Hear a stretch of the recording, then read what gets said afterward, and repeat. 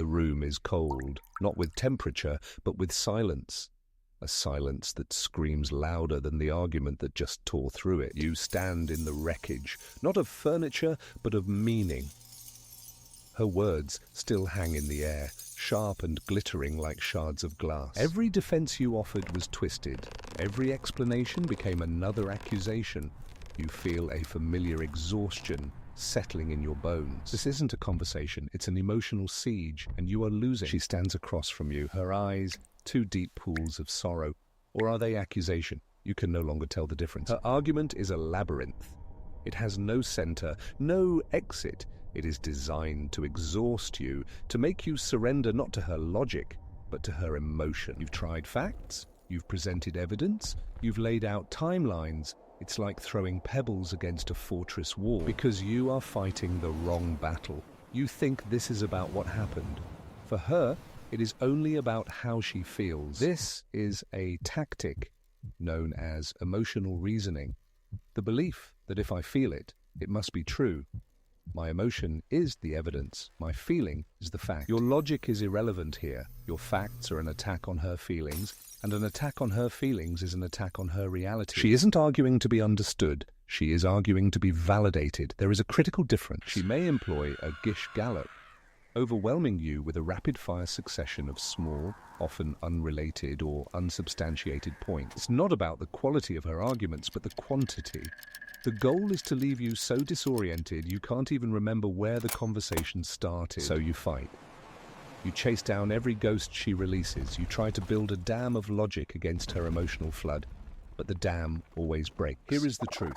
You cannot win the game by playing her rules. You have to change the game. You have to make it about something else. Not her feeling, but the premise of her feeling. Consider this scene. A man, let's call him Elias, comes home late. His partner, Serafina, is waiting. The air is thick with unspoken words. The clock on the wall ticks like a judgment. Serafina begins. You're late. You always do this. It's clear you just don't care about me. Notice the structure.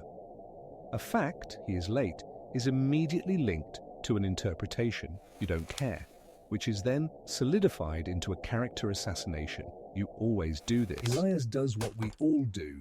He defends the fact. There was a pile-up on the bridge. My boss held me back. I tried to call, but my phone died. But Serafina is not interested in the bridge, the boss, or the phone. These are distractions. She brushes them aside. Excuses. If you really cared, you would have found a way. You would have planned better. You would have put me first. The goalpost has shifted. The argument is no longer about his lateness. It's about his fundamental character, his love, his worth. Elias feels the familiar trap closing. Anything he says will be used against him. Silence is an admission of guilt. Apologizing is an admission of guilt. But tonight, something is different. He doesn't defend, he doesn't explain, he doesn't apologize. He looks at her, not with anger or fear, but with genuine curiosity. And he deploys the one word that changes the entire architecture of the conflict. He says, yeah, why? Serafina stops. The torrent of words halts. She is confused. This was not the expected response. Elias remains silent, letting the question hang in the air. He is not demanding an answer. He is offering a space for one. Why? She stammers. What do you mean, why? He clarifies, his voice calm and level. Why do you believe that my being late means I don't care about you? This is the crucial moment. He is not denying her feeling. He is questioning the logic that connects her feeling to his action. He has taken the focus off his defense and placed it on her premise. He has handed the burden of proof back to her. Now Serafina has two choices. She can try to build that logical bridge. Well, because in the past, when you were distant, you were also late. This opens a real conversation, a discussion about past hurts, patterns, and insecurities. It is painful, but it is productive. Or she can refuse. She can deflect. Now you're just trying to twist my words. You're calling me illogical. This, too, gives you information. It reveals that the argument's purpose was not to resolve an issue, but to exercise control or vent emotion without accountability. The word why is not a magic bullet. It is a diagnostic tool. It is a mirror. It forces the speaker to look at the foundation of their own argument. It interrupts the script. Emotional manipulators often rely on a predictable call and response. Defensiveness feeds their fire.